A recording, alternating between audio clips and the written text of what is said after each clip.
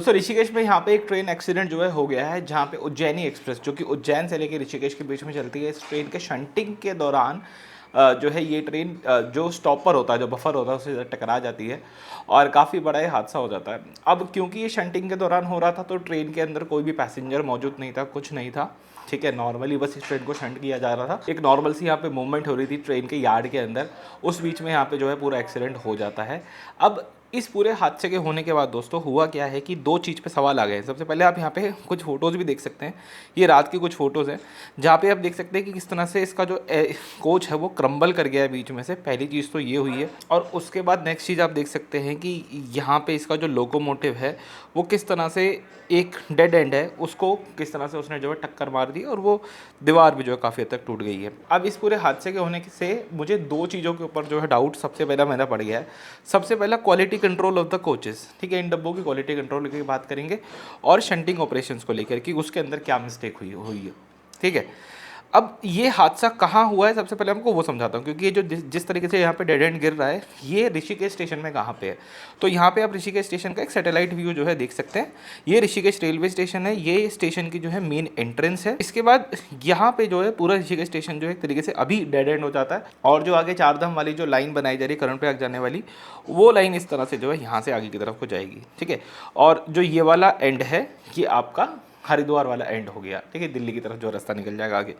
तो इसी रास्ते पे ये आपका प्लेटफॉर्म वाला एरिया होगा। इस तरह से अगर आप चलते चलते आगे आएंगे तो आप यहाँ ध्यान से देखोगे कि यहीं पे एक लाइन इस तरह से इधर की तरफ को जा रही है। ये तो ये जो लाइन है वो जूम इन में आपको करके दिखाता हूँ, ये वो डेड एंड वाला एरिया है जहाँ पे आपने ट्रेन को गिरते हुए देखा। ये एक मतलब शंटिंग लाइन के प्रॉपर यूज़ कर सकते हैं, या गाड़ी खड़ी करने की एक लाइन यूज़ कर सकते हो, वो यहाँ पे जो है बना रखी है और वो थोड़ी हाइट पे है।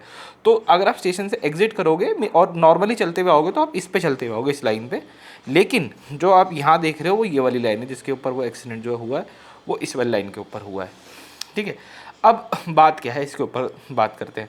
जैसे मैंने आपको बताया कि दो चीज़ों के ऊपर मेरे को बहुत ज़्यादा कंसर्न यहाँ पे फील हो रहा है। सबसे पहला क्वालिटी कंट्रोल को लेकर के एलएचबी कोचेस को क्या बोल करके बेचा जाता है, ठीक है, या जो चीज़ बताई गई थी कि किसी भी टाइप का जर्क आने पे, कुछ भी आने पे, ये जो कोचेज़ हैं ये बेंड नहीं होंगे बीच में से, कपलिंग से इसकी बेंड नहीं होगी। इसको बड़ा स्ट्रॉन्ग बनाया जाता है इस तरीके से कि कोचेज़ जो झटका है, जो आईसीएफ कोच थे उसके अंदर सबसे बड़ी प्रॉब्लम क्या थी, कोई एक्सीडेंट होता कुछ होता वो कोचेज एक दूसरे के अंदर घुस जाते थे बुरी तरीके से, और यहाँ पे जान मान का ज़्यादा नुकसान होता था। एलएचबी कोच के साथ ये चीज़ नहीं थी।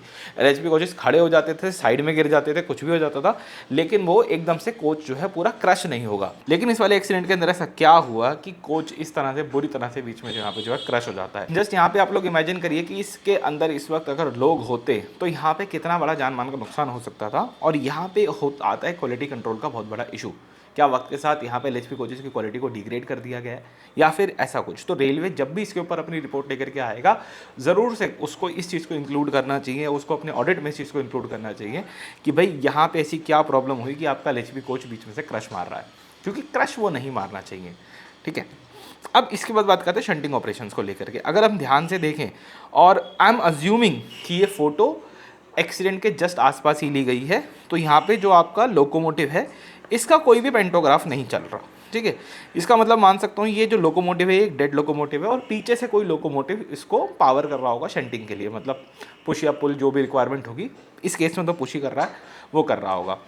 जब कभी भी हम इस तरह के शंटिंग ऑपरेशंस को करते हैं, ठीक है, तो होता यह है कि जो यार्ड मैन जो होते हैं, यार्ड में काम करने वाले लोग जो होते हैं, शंटिंग मास्टर भी बोल देते हैं उनको, वो लोग क्या करते हैं उसमें एक आदमी, जहाँ मैं पॉइंट लगाऊंगा ना, ध्यान से देखना, इस जगह पे या तो यहाँ पे या फिर इस वाले कोच के लास्ट हिस्से में, किसी भी एक जगह पे वो यहाँ पे आके खड़ा हो जाएगा, इसके अंदर आके बैठ जाएगा, और वॉकी टॉकी से अपने वीएचएफ के थ्रू जो लीडिंग लोकोमोटिव है जो वहाँ से शंट कर रहा है उसको यहाँ पे जो है चीज़ें बता रहा होता है कि कितने कोच का स्पेस रह गया है, क्या रह गया है, कहाँ चल रहे हैं, कितनी स्पीड पे चलें, 10 पे चलें, 5 पे चलें, 2 कोच और आगे ले सकते हैं, 3 कोच और आगे ले सकते हैं। इस तरह से वो जो यहाँ पे जो है इंस्ट्रक्शन पास ऑन कर रहा होता है, ठीक है। और उस इंसान के इंस्ट्रक्शन पे मतलब यहाँ पे जो बंदा बैठा है वो आंखें बनता है किसी, वो लोको पायलट जो पीछे से शंटिंग लोकोमोटिव को ऑपरेट कर रहा होगा। इस पूरे केस में एक अजम्पशन तो ये बन सकती है कि यहाँ पे दोस्तों इस लोकोमोटिव में या फिर इस जगह पे वो जो शंटिंग ऑपरेशन करने वाला इंसान था वो मौजूद ही नहीं था। एक इसमें अजम्पशन यहाँ पे ये बन सकती है, ठीक है। या फिर एक अजम्पशन इसमें ये बन सकती है कि जो शंटिंग वाला बंदा यहाँ बैठा हुआ था उसने गलत मैसेज पास ऑन कर दिया एलपी को। जहाँ एक कोच की जगह थी या 2 कोच की जगह थी वहाँ उसने ज़्यादा बता दी, ठीक है। या फिर एलपी से मतलब जो शंटिंग करने वाला इंसान होता है, क्योंकि वो भी जो शंटिंग कर रहे हैं ज़्यादातर जो लोग होते हैं वो पैसेंजर ट्रेन चलाए होते हैं ज़्यादा, मतलब उनको बहुत ज़्यादा एक्सपीरियंस नहीं होता उन लोगों पायलट्स को भी, मतलब ऐसे नहीं कर सकते, वो हाईली ट्रेन हाईली क्वालिफाइड होते हैं, वो वाली कैटेगरी वाली शंटिंग नहीं करते। तो या तो उस इंसान ने जैसे मान लो एक मैसेज आया कि आपके पास 2 कोच की जगह है, लेकिन उसने उससे नॉच गलती से ज़्यादा पड़ गया, मतलब उससे ट्रेन ज़्यादा स्पीड में आगे बढ़ गई और यहाँ पे हमें हादसा होते हुए देखा। मैं बार बार इस चीज़ को हाईलाइट क्यों कर रहा हूँ, मैं इतना ध्यान इस चीज़ पे क्यों दे रहा हूँ। ध्यान से 2 मिनट के लिए इस वॉल के साइज़ को देखो। ये जो वॉल यहाँ पे बनी हुई है इसके ज़रा इसकी मोटाई को देखो। जब इसको बनाया गया होगा तो इसको यही सोच करके इसी क़यामत की रात के लिए इसको बनाया गया होगा कि अगर इसमें कोई लोकोमोटिव आकर के ठोक के मारे तो ये झेल जाए, ठीक है। और ये बुरी तरह से यहाँ पे जो टूट गया। इसका मतलब ये है कि थोड़ी बहुत स्पीड के अंदर तो इस लोकोमोटिव ने आकर के इसको ठोका है। वो थोड़ी बहुत स्पीड, मैं ये कह रहा हूँ कि वो थोड़ी बहुत स्पीड 20-30 की होगी या लगभग इसके आसपास की, ठीक है। 5-10 की स्पीड जो शंटिंग ऑपरेशंस की स्पीड होती है वो स्पीड नहीं, उससे ज़्यादा स्पीड पे आकर के उसने ठोका है।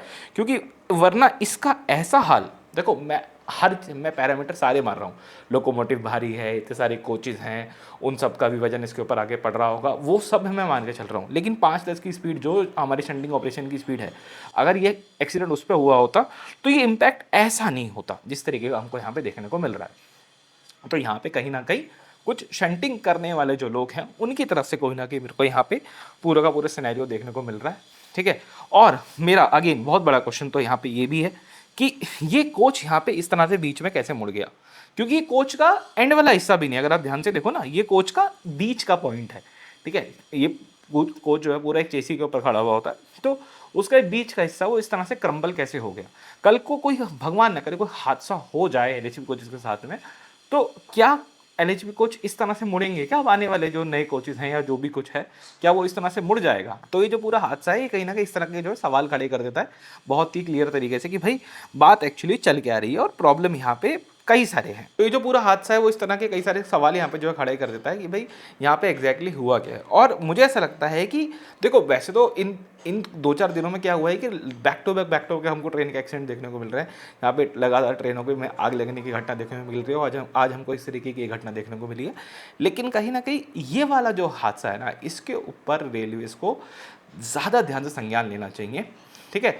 और क्योंकि यहाँ पे जो गलतियाँ हैं वो बहुत सारी हैं, जैसे मैंने आपको शंटिंग ऑपरेशन के बारे में चीज़ें समझाई कि यहाँ पे गलतियाँ जो है बहुत सारी हैं।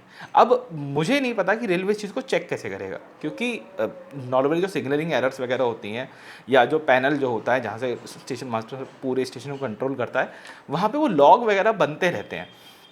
लेकिन यहाँ पे शंटिंग के अंदर आपने क्या एरर करी है, यहाँ पे आप ये लॉग इसके जो लॉग हिस्ट्री होगी वगैरह, वहाँ से आप ये तो निकाल सकते हो कि इस ट्रेन को किस टाइम शंट किया गया होगा या किस टाइम उसका रूट बना करके दिया गया होगा शंट करने के लिए, वो सब तो आप इन्फॉर्मेशन निकाल सकते हो। लेकिन ये जो क्रिटिकल इन्फॉर्मेशन है जो मैं आपसे बात कर रहा हूँ कि इसने तेज़ स्पीड में क्यों लेकर के गया, ये थोड़ी सी जो है डिफिकल्ट है, ठीक है। अगर क्योंकि यहाँ पे जो हमारा लोकोमोटिव है ये वाला, ये एनर्जाइज्ड भी नहीं है, तो शंटिंग लोकोमोटिव जो है वो उसका जो मीटर रीडिंग्स वगैरह होती है उसके जो लॉग होते हैं वहाँ से कुछ इन्फॉर्मेशन अगर रेलवे निकाल पाया, रिट्रैक्ट कर पाया, ठीक है, तो कहीं ना कहीं इस केस में कुछ जो है कोई ना कोई क्लैरिटी यहाँ पे निकल के सामने आ सकती है। बाकी इस वीडियो में दोस्तों मैं इतना रखना चाहूँगा। आपको क्या लगता है या आपको कुछ लगता है आप इसमें ऐड करना चाहते हो, कुछ भी आपको लगता है कि हाँ ये पर्सपेक्टिव इसमें जो है कहीं ना कहीं चेक होना चाहिए, वो प्लीज़ मुझे कॉमेंट सेक्शन में जरूर से बताइएगा। इस वीडियो में इतना रखते हैं। राधे राधे।